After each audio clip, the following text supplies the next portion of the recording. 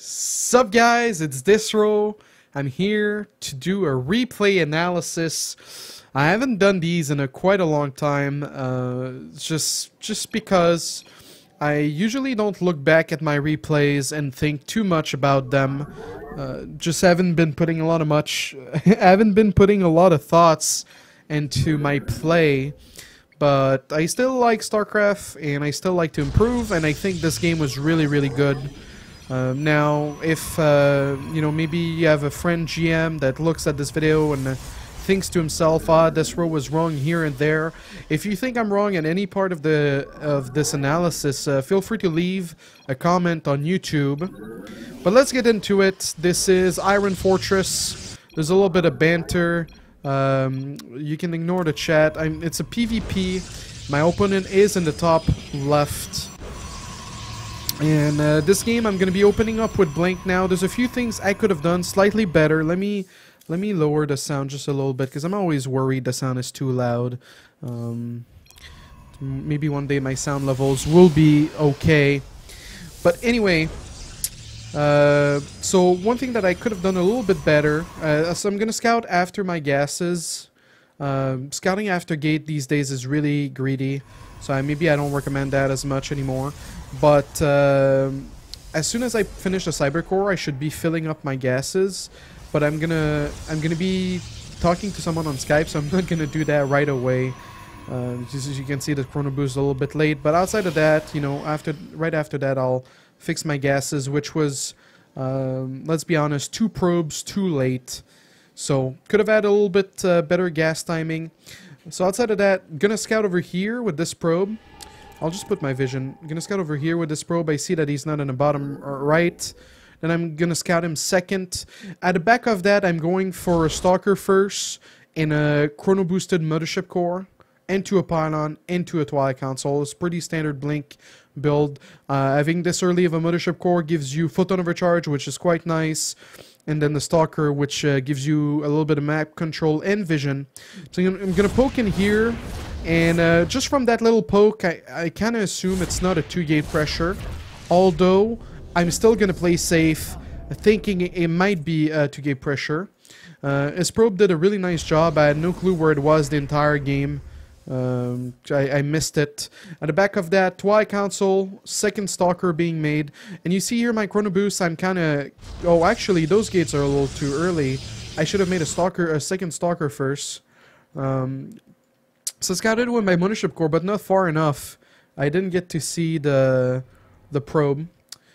And here I scouted with my Stalker, and I'm gonna take the Watchtower, and it's gonna give a really funky timing where his stuff is, and he's doing the same thing basically. So it's a little bit of mirror build. And so I'm gonna scout as natural. I'm gonna see that there's nothing. It's really important. And then I realized that there's a Stalker there. Now, right there and then, I think I'm gonna chrono warp gate, because I'm like, oh, I don't want to get 3-gate pressured. I hope it's not pressure. My first Stalker is quite out of position. I haven't found a probe, and so I'm gonna chrono. And I didn't even see this probe, by the way. I didn't even see it. But yeah, so I'm chrono boosting warp gate. I'm getting a robo because, you know, I'm floating quite a little bit of money. Before that, I was at 500. Warp gate wasn't quite lined up.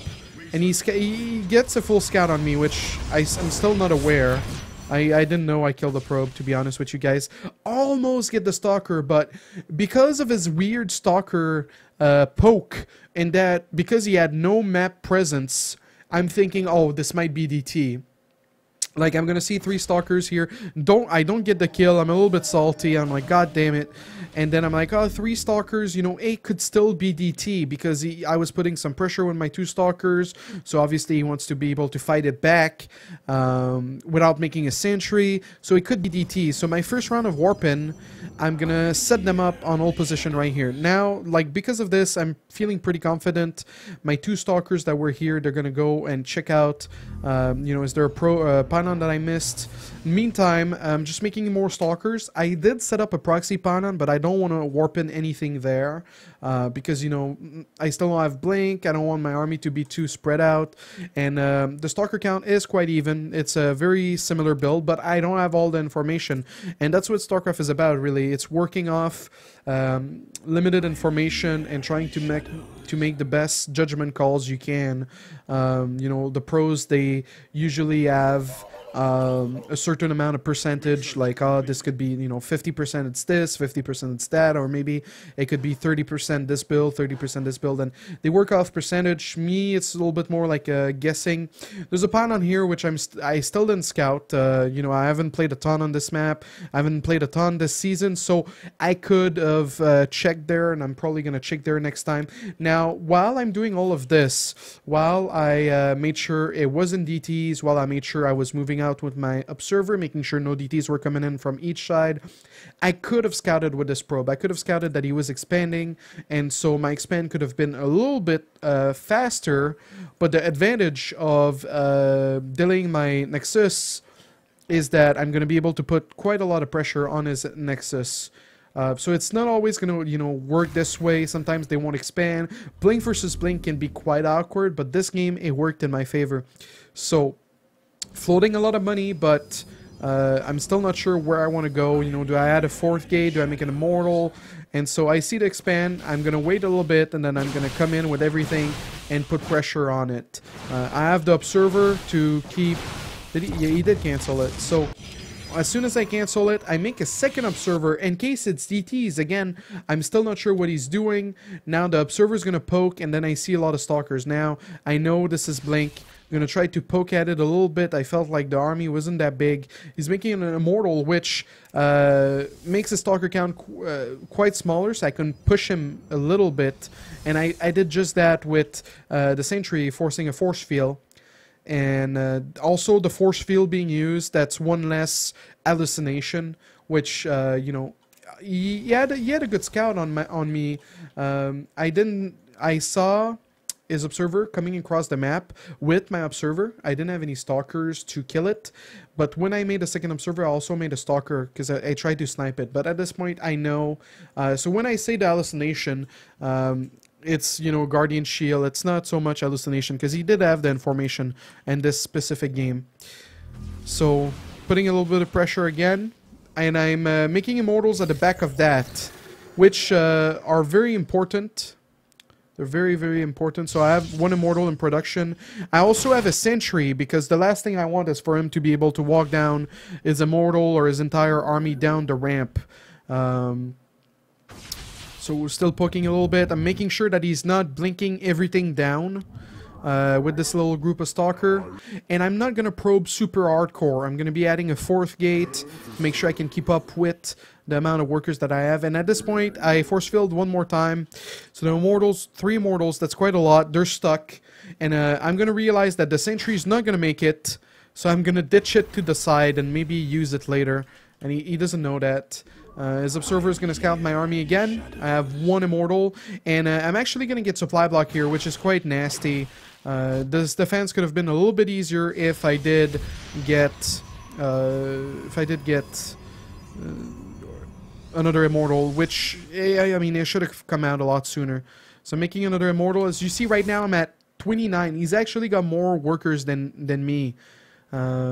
Because you don't need more than that when you're facing a 1 base all-in. And with the 4th gate, I basically have 5 production buildings, which is quite nice. Now, I have this observer here. I don't know if he made a second observer, so I don't want to really be on top of his army just yet. But I realized that he's got a few immortals, and so I'm going to position my army. You see, like, I separated the immortals, and then I'm going to move out this observer that's with my army very shortly here. Or no, this one's going to get closer. And I see his mothership core is a little bit out of position. So let's go into a normal speed. So I'm going to take my stalkers and I'm going to try to poke at his mothership, which is actually going to trigger a time warp a little bit ahead of where I want to fight. You see, like, this is a little bit of concave. If you can imagine it like a paint drawing, follow my mouse. This is the sort of concave I want to have. So I'm going to back up a little. We traded a stalker for a stalker. and I'm waiting for the third immortal. I'm floating quite a bit, and I have a lot of chrono boost on my nexuses, so I could have chrono boosted my gate and made a little bit more units. I confirmed with my probe that he's on one base, and then it comes down to the engagement. His immortals a little bit off to the side. My 2 immortals are not too far forward because he did have a sentry, so the positioning of the immortals before the battle is really important. And so as the battle progresses, I did have a sentry here, but I never Guardian Shield or Force Fielded. And here I'm going to pull back this Immortal, which was quite exposed. And I'm going to actually take this Immortal, and then instead of attack moving, which would have attacked that Stalker, I'm going to target fire. So right now you see like I have these 2 Immortals attacking this Immortal. And then I have this Immortal attacking this Immortal. As soon as the shields are down, an Immortal attacking another Immortal is just so much damage output. And one of the Immortal is safe. This Immortal gets pulled back. I have 2 Immortals attacking, or no, I had 1 Immortal attacking this Immortal. He's gonna blink on top, and at this moment, he's got just so many more Stalkers than I do. And of course, I could have spent my money a little bit better, but it's just the Immortals put in a lot of work, and he had to blink everything to get that Immortal, and because of that, he couldn't really utilize his Stalker count. Now at the end, with the 16 Stalkers that he had, he could have maybe retreated and taken the next fight a little bit more slowly, and then I'm gonna blink on front of his units to stop them. But at this point, with 2 base versus 1, the main about to mind out, the game was over. And yeah, this is just how awkward and awesome Blink versus Blink can be, but it's all about the limited information. So if we go back, without actually going back, I thought it might have been DT. I played a little bit more passive. I could have known about his expand a little bit quicker, but putting pressure, you know, it worked out. And then sometimes you'll try to put pressure and you're not going to expand and you're just going to die. So every game's different, and watching your own replays will go quite they'll go a long way to help you improve. This was a PvP replay analysis. I hope you guys enjoyed it. If there's any commentary, or if you guys have any comments, criticism, if you actually disagree with some of the things I've said, it'll be a pleasure for me to answer you in the comment section on YouTube. Thank you for watching, and have a good time. Oh!